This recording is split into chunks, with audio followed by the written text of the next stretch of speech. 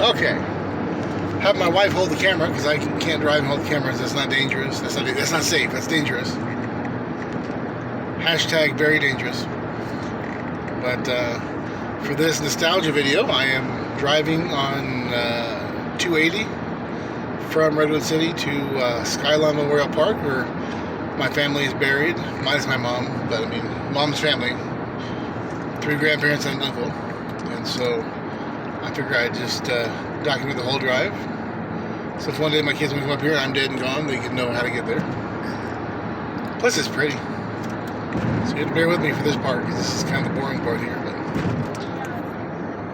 up in the hills there, that's where they're at. I think we made a video once. I think I lost it driving up there. That was delicious. Now I'm really Sky thinks the food was delicious, so if she ever watches this grown up to find the graveyard, she'll hear herself say that was delicious. That was 5-year-old Sky. Hey! That too. So, you know, this car's going slow.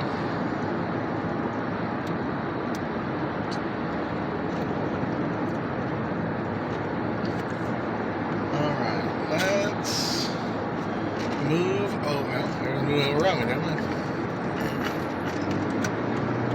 Alright, just force myself in here. There we go. That's how you drive. You gotta force yourself in sometimes. Give them the option. Hit me or let me get in.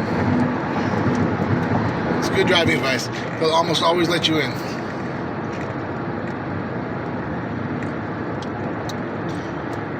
Probably should take my driving advice though.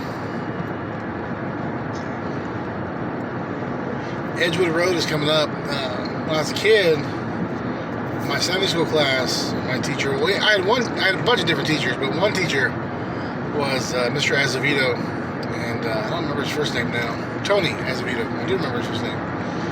He would take us a couple times a year on trips on Sunday afternoon after church is over, and we'd spend an hour or two and then go home before the evening service. But one of the places he'd take us to was Edgewood Park, and I remember being there one year and meeting Joe Montana. He was there with his family. It was a really neat memory, because at that time Joe Montana was, you know, Super Bowl winning quarterback for the 49ers. So their headquarters were in Redwood City at the time. And so I haven't been back to Edgewood Park since that time. We were there to fly kites, I believe. But I should go back there sometime. But yeah, that was a neat memory that I have up here. And this is just beautiful country up here. Mom used to come up here a lot when she was a teenager to the Vista Point lookout, and Amy and I had been there one time together when we first got married. We were on our honeymoon, I think, actually. We went up there. We honeymooned to Redwood City. And then Mom took Christine and I there one time as well. I think one time. I don't think more than... I remember we were there one time. That's the Vista Point exit there, but we're not getting out there. We are going to the cemetery. I should stop talking so much, because I'll watch this video and have to hear myself talk over and over again. And I get on my own nerves, so I should just be quiet and enjoy the ride.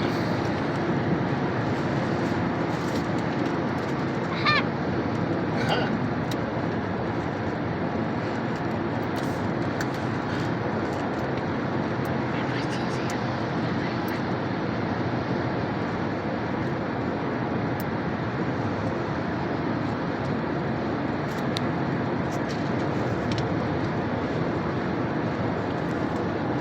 Appreciate Amy holding the camera for me.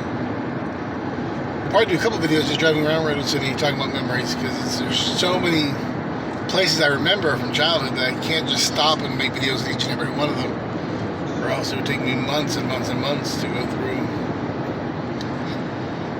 I plan on doing some of these videos too. I'm not sure which order you're going to watch these in, but I'll probably make some in Fresno and some in Bakersfield as well. Just kind of nostalgia, remembering.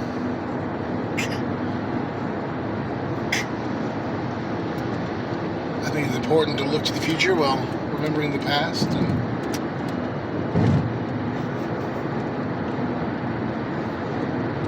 Some people aren't nostalgic. That's fine for them.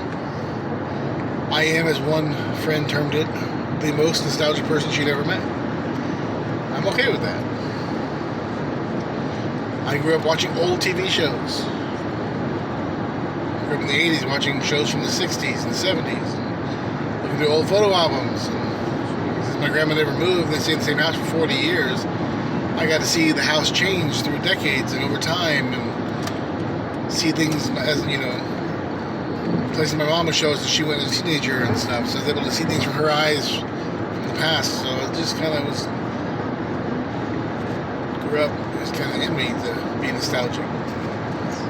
Now, as I've gotten older, and it seems like these things just happened yesterday. I'm 40 years old, and the person who's 60 would say that's young, but let's be honest. You know, my mom died at 60, so if I die at anywhere near the same age, I'm past the halfway point of my life. It's going by so fast. I want to be able to capture these things, remember them, look back on them, or allow my kids to look back on them when I'm gone. Because when I'm gone, my memories go with me. But living in the 21st century, I have the ability to preserve them on video and pictures and the internet. So when Mom died, all of her memories, all of her experiences died with her, except for what she's able to tell us. But we have a greater ability now to preserve those things. I got off the Half Moon Bay exit, and we're going to drive over, I think it's Crystal Springs Reservoir here, which is just a gorgeous lake.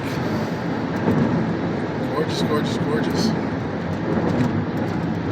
And then we'll enter the mountains. So while I'm nostalgic in these videos, you also notice I'm also philosophical. That's fine too.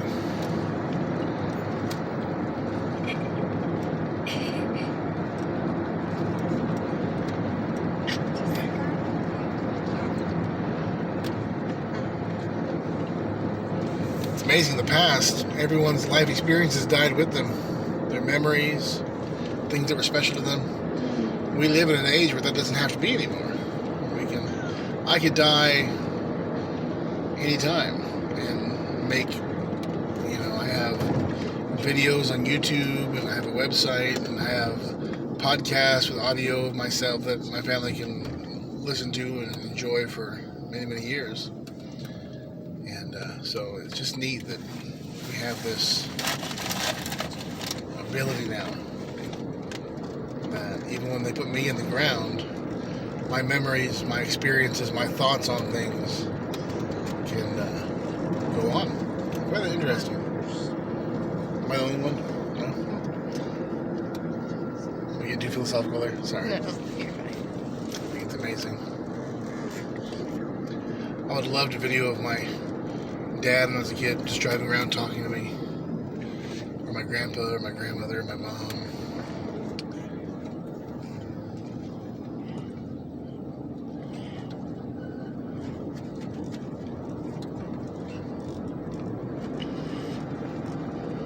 Here's the pretty part of the drive now as we enter the mountains. Foothills, really, not really mountains. The forest. I never came up here until my grandpa's funeral. I remember being in the limousine riding up this road. They used to come visit my uncle's grave once a year. I don't know why once a year. They said it was always because it's such a long drive. It's literally like 12 miles, which I don't know why they were weird back then. Everything seems like so far away.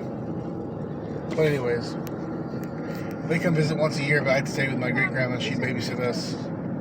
So I never actually came up here until Grandpa died.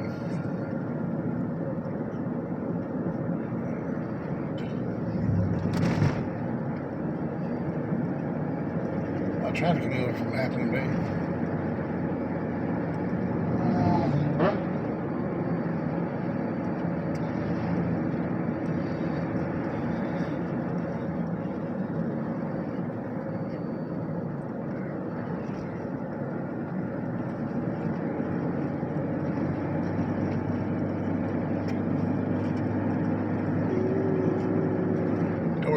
We're on making the video one way, not both ways.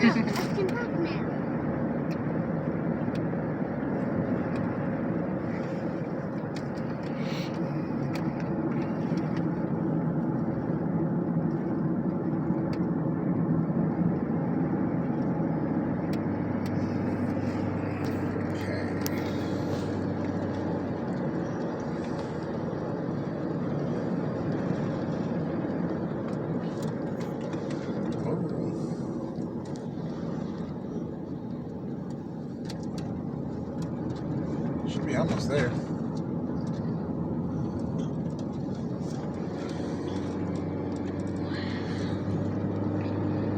Isn't that pretty, kids? Yeah. It's hard to find a prettier place to be buried. What?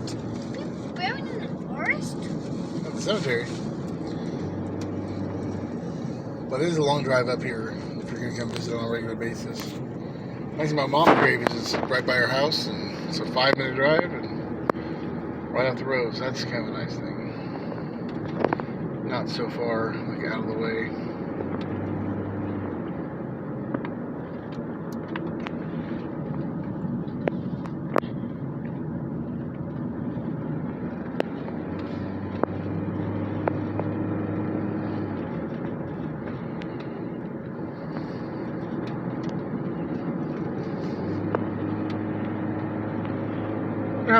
I need to remember the list of people sometimes. Just go to the office and see who's buried up here.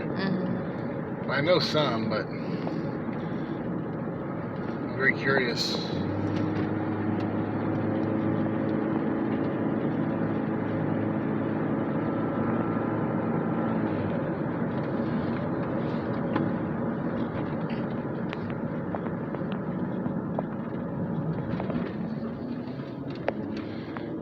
Arriving at Skylawn Memorial Park.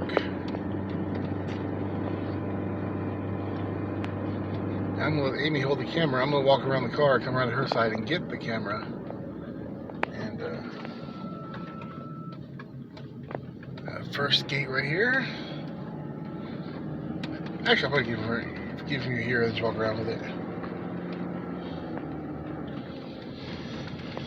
And right here. Alright, time to go. No, I'm just kidding. Alright. I'll take that.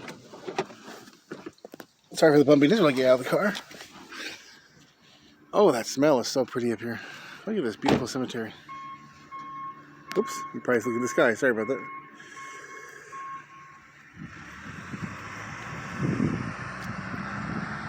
Let's do it on the grass here.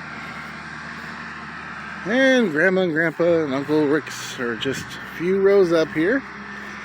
Although this grass looks terribly overgrown. We were here just a few weeks ago and it wasn't. They haven't cut it since a few weeks ago when we were here. Well, I was hoping they looked nicer, but oh, it's like really zoomed in, huh? That's why it looks that way. There we go. I just told my aunt what good care they're taking of the graves. It looks like I was wrong. But anyways, Henry E. and Anita C. Green. And Martha Ellen Mode, that's my great-grandmother. And then my uncle, Richard K. Green. So, you pick a more beautiful place to be buried. Sometimes we come here and there's deer running around playing. Such a kind of a magical place to be buried, I'll tell you that. It's just nothing quite like it. I don't go to too many cemeteries where there's deer running around. So, I'm going to Miss Hewitt's grave too, huh? She was a dear lady in our church who died back in 1991. Vivian Hewitt. It's funny because she's buried. There's Grandma and Grandpa's grave right there, and there's hers. And they bought their graves from a door-to-door salesman, and she lived in the same neighborhood, so they didn't know each other at the time. But apparently, they bought plots very close together because he probably went to her door not too long after he went to their door. So, and then later on in the 80s, they ended up going to church together. So it's a really neat story. Well, that's it for this video. I was hoping to see some deer, but I think we're too late in the day for that. So, talk to you later. Bye.